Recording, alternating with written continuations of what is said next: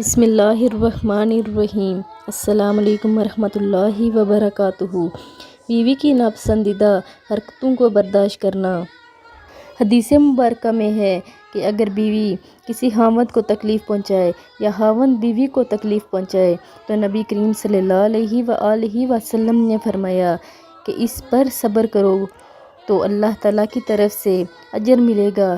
فرمایا کہ اگر کوئی مرد اپنی بیوی کے برے اخلاق پر صبر کر لیتا ہے تو اللہ تعالیٰ اس خاوند کو اس طرح اجر عطا فرماتے ہیں جس طرح اللہ تعالیٰ نے ایوب علیہ السلام کو بیماری کے اوپر صبر کرنے کا اجر عطا فرمایا تھا۔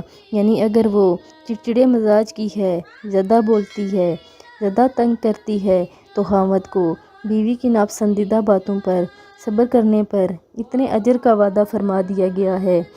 اور اسی حدیث پاک میں آگے فرمایا جو بیوی اپنے خاوند کے برے اخلاق کے اوپر صبر کر لیتی ہے اللہ تعالیٰ اس کو اتنا اجر عطا فرماتے ہیں جتنا آسیہ بنت مزاحم یعنی فرعون کی بیوی کو اجر عطا فرمایا تھا۔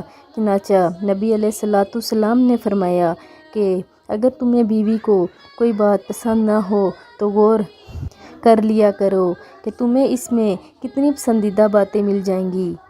مسلم کی حدیث مبارکہ ہے۔